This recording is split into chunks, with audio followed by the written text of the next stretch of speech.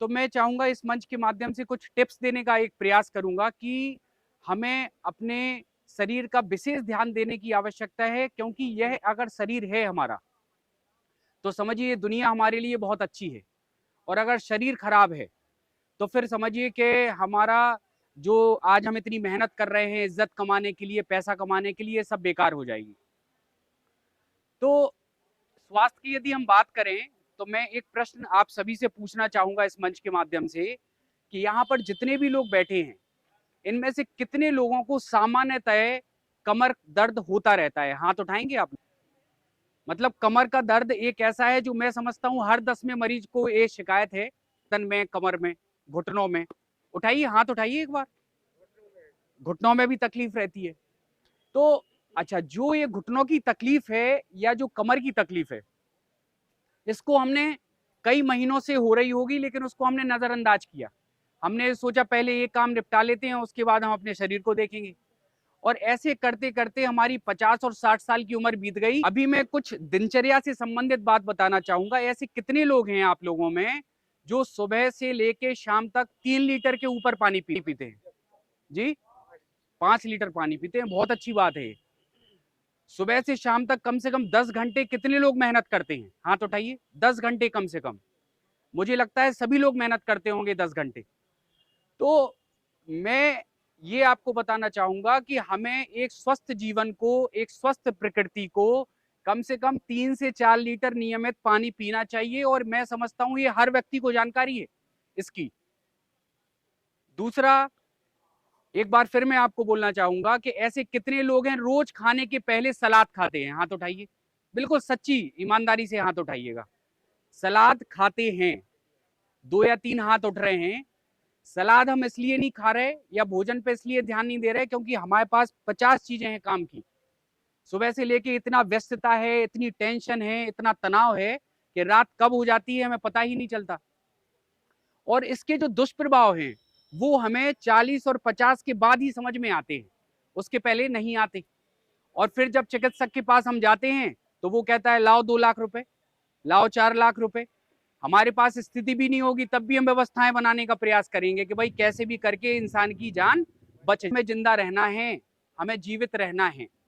तो मैं चाहूंगा कि हर व्यक्ति लगभग सुबह 1 लीटर गर्म पानी पिए, दिन भर में कम से कम 2 से 3 लीटर पानी पिए। जो महिलाएं हैं वो कम से कम 3 लीटर और पुरुष कम से कम 4 लीटर के ऊपर पानी पिए। आप लोग हर भोजन के पहले सलाद, क्योंकि यहाँ पर जितने भी लोग हैं उनमें से कम 30% लोगों के पेट भी खराब रहते होंगे, डायजेशन ठीक नहीं रहता होगा, कई बार लेटरिन जाते होंगे, किसी किसी को कॉन्स्टिपेशन की बहुत ज्यादा दिक्कत होगी। तो पहला मैंने क्या बताया आप सभी को कि हमें 4 लीटर पानी रोज नियमित रूप से पीना है। ये बिल्कुल प्रॉमिस कर लीजिए अपने जीवन के साथ, बिल्कुल खिलवाड़ करने की आवश्यकता नहीं है हमको। दूसरा, हर भोजन के पहले हमें सलाद खाना है। जैसे एक थाली है उसका 1/4 हिस्सा हमें सलाद खाना है। उसमें हम अपने पसंद अनुसार कुछ भी रख सकते हैं, जैसे ककड़ी, मूली, गाजर, टमाटर, कुछ भी रख सकते हैं। उसके बाद 1 कटोरी सब्जी पे आइए, फिर 1 कटोरी यदि दाल बनती है तो उस पे आइए, और उसके बाद आखिरी में रोटी पे आइए। हमारा जो परिवेश है उसमें हम क्या करते, हमारे पास मरीज आता है, मैं उनसे पूछता हूं कि भाई आज क्या खा के आए? सो कह रहे 7 रोटी, 8 रोटी। काय के साथ? चटनी के साथ, दूध के साथ। सब्जी दाल को तो छू छू के खा रहे, सलाद का नामो निशान नहीं है प्लेट में। तो कहने का मतलब डाइजेशन अच्छा रहेगा, हम फिट रहेंगे, तो सबसे पहले सलाद, उसके बाद सब्जी, फिर दाल, और इसके बाद हम रोटी पे आएंगे। ये हमें नियम बनाने की आवश्यकता है।